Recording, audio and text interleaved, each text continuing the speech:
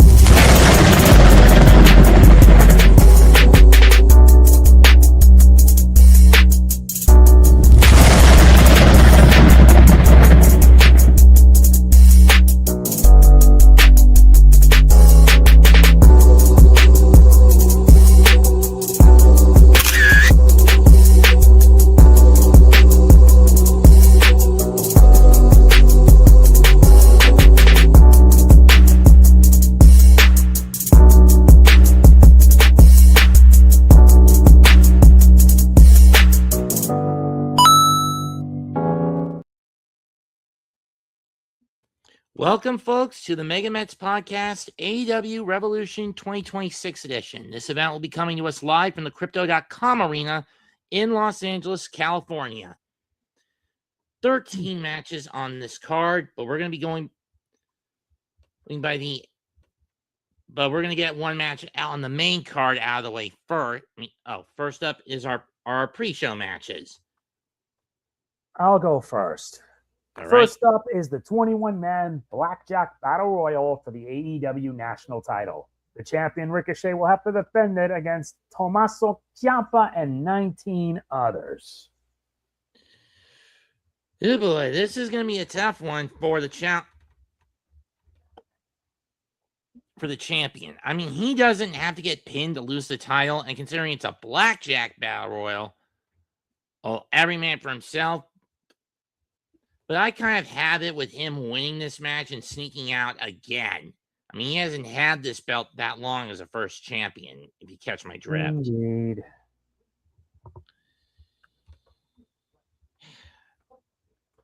Next up, Lena challenging Willow Nightingale for the TBS Championship. This is for part one of both women being part of a doubleheader on the same tonight, this Sunday night. Why? Hello, Bill Koza.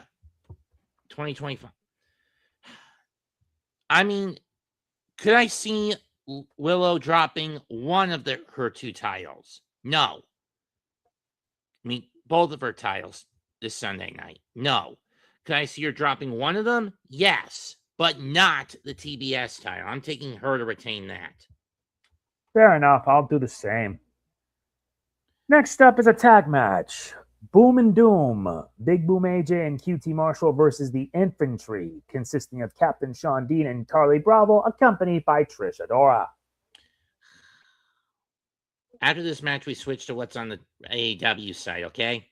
Yeah, because the wiki is not that reliable. Or organized. Yeah. Anyway, I don't really care for this match. I don't either. I mean, especially when you consider the Infantry, for the most part, been wasting away in Ring of Honor because Tony Khan has no fucking clue on how to run that promotion, let alone fucking book it. He doesn't, and that's what pisses me off most of all. If he had Kerry Silken, if Joe Koff are still alive, if Kerry Silken wasn't in retirement, or hell, if one of us flew our asses down to Jacksonville and chewed Tony up, or flew our asses out to LA, which neither of us are going to do, we would chew Tony up and spit his ass out on how horribly he's been running this company. I mean, giving them their own private studio now in Jacksonville to run their TV tapings. I mean, sure, I can live with that because now it mitigates the cost of having to run Collision and Ring of Honor in the same venue. Sure, yeah. But as a consequence, you reduce your attendance to the latter events. Mm-hmm. Having said that, I am taking Boom and Doom.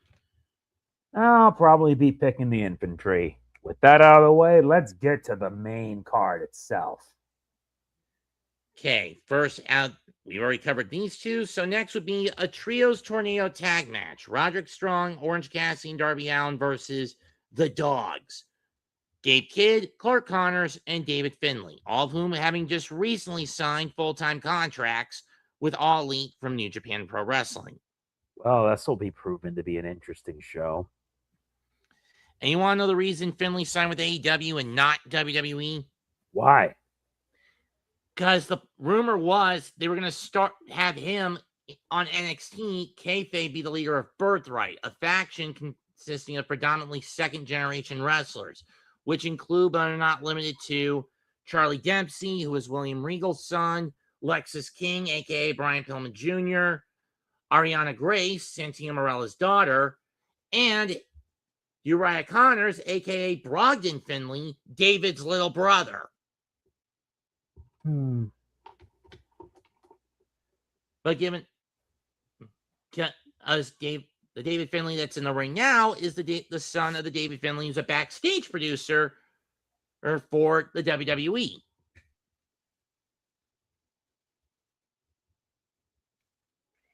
And David Finlay didn't want that. So he signed with AEW because it gives him more creative freedom and flexibility.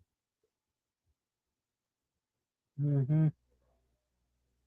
I can't blame him if that's the case. Yep. Having said that, I'm giving this to the Dogs. We also need to know, where does Roderick Strong's allegiance lie? Does it truly lie with the conglomeration, or does it lie with himself?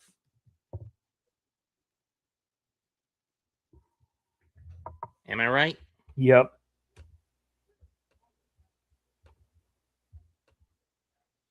Lucif, I don't know if I can wait for Sunday. I can't wait for 2027 when Max finally moves all of its shit, including AEW, to Paramount Plus.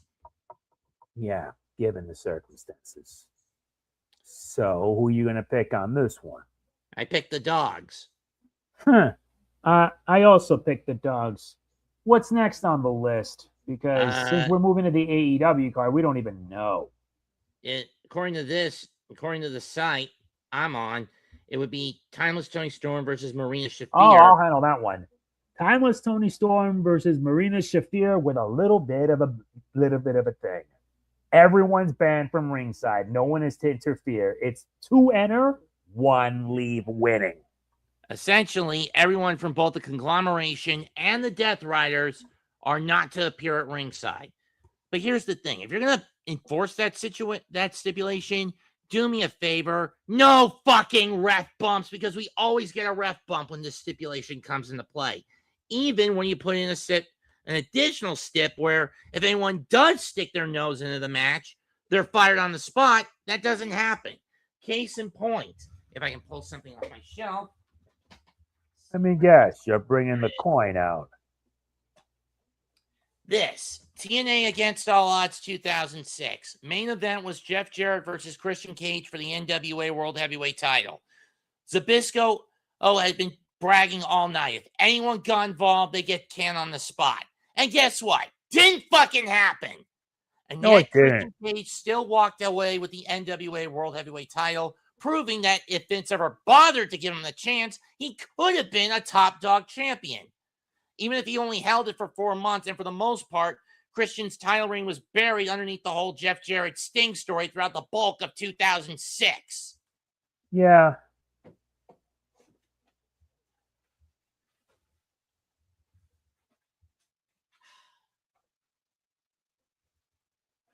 "20 years I've had to wait to get that one off my chest."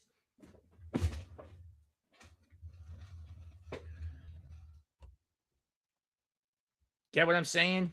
Yep. As for who wins, give the win to Toni, and let's just end this damn feud between her and Shafir, please. Yeah, I agree. I'm picking Considering where she was last year with the final Hollywood final ending thing with Mariah May, a.k.a. Blake Monroe, this is a downgrade. It is. Moving on, Swerve Strickland versus Brody King. No brainer. I am giving this to Swerve. I will also give it to the Swerve. Next up, Bandido versus Andrade el Idolo. I'll say it like this. Does Andrade want a Ring of Honor World Heavyweight title shot? No. If he beats Bandido? No. Would he care if he got it? No. If he did, would he win it and bring more gold to the Don Callis family? Something that's gotten too bloated and needs to be destroyed in here and now? It's yes. got to be dismantled. Having said that, my pick to win is the Idol, Andrade El Idolo. Your pick? Yeah, I'm picking Bandido. Next up, AEW World Trios Championship. The new champions, Don Callis family of Jake Doyle, Kyle Fletcher, and Kazuchika Okada challenge Mystico, defend against Mystico and 2/3 of the former champs, Jet Speed, Kevin Knight, and Speedball Mike Bailey. Let's not kid ourselves here. Mystico, Knight, and Bailey are not getting those belts off. Yeah. I'd say Don Callis family retains, honestly.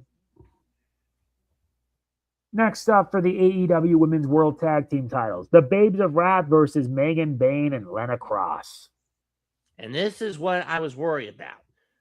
I mean, depending on how you know full well Cameron and Bayne are going to have to carry this match, depending on how overtaxed Cross and Willow are. Right?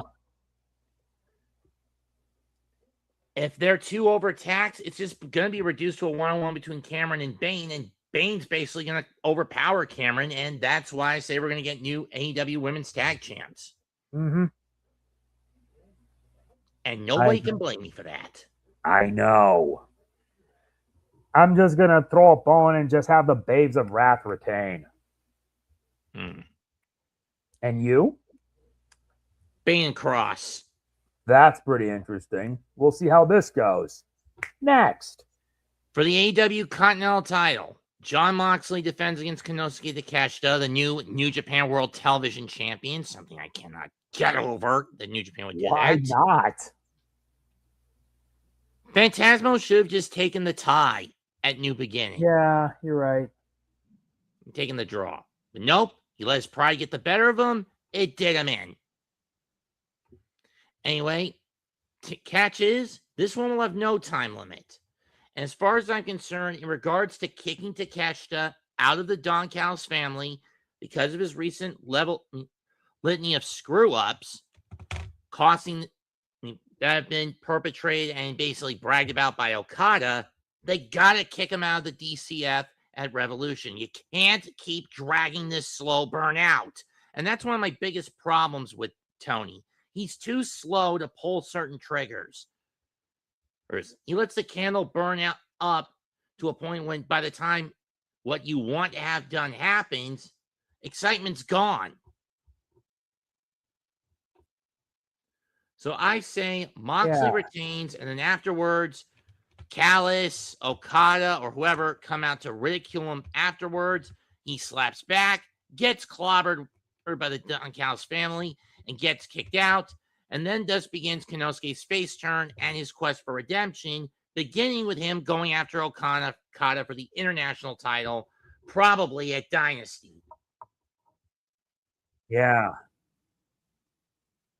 And it concludes with the Death Riders versus the Don Callis family with Anarchy in the Arena when AEW for the first time heads to New York City for Double or Nothing. Oh, dear. It's going to be at one of the tennis venues in Queens.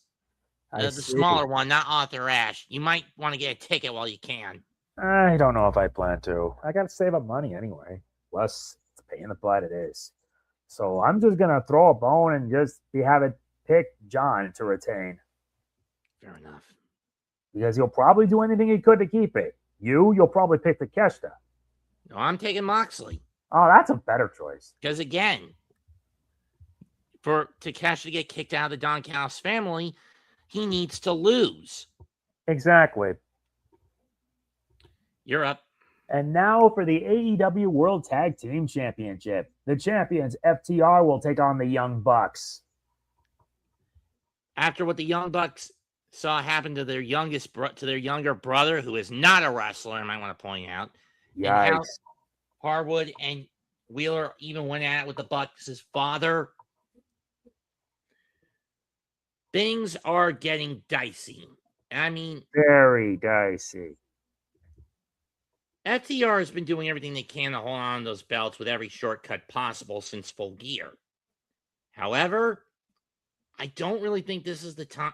As much as I wanted to say it's the time, this is the time for FTR to drop the belts. I don't know if it is. Yeah. Might as well break the coin out. Heads FTR, tails it goes to the Bucks. Let's do it.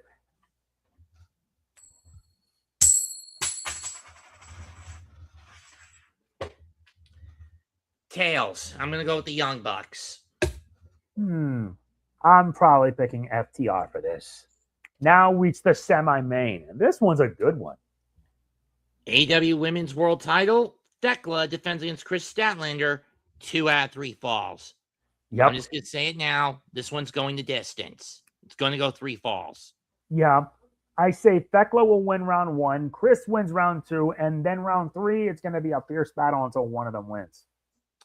I say Chris takes round 1, and then Thekla takes the remaining 2. Okay, then I pick Thekla round 1, Chris round 2, Thekla round 3. No matter who wins, you get a hell of a match. True, especially when the women's division is one of the few good things about All Elite. Yep, true. And now the main event. For the AEW World Title in a Texas death match, the champion MJF will take on the challenger, Hangman Adam Page. And don't forget the additional stipulation. If Hangman loses, he can never, ever challenge for the AEW World Title again.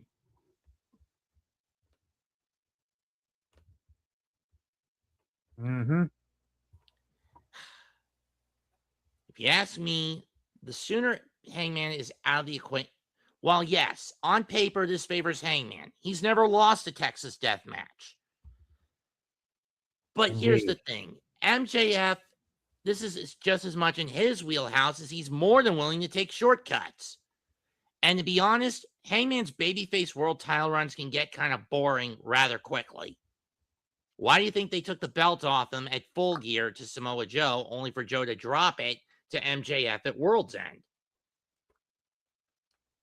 On that fact alone, I'm giving it to the man who was the devil himself, the salt of the earth. He's better than us, and we fucking know it. Maxwell Jacob Freeman is walking into Crypto.com Arena and walking out of it the AEW World Heavyweight Champion. If that's your pick, then so will be mine. And that's it for tonight's episode of the MegaMets podcast. We'll be back next week when we go back down a certain wrestling rabbit hole. And you know where we're going, partner.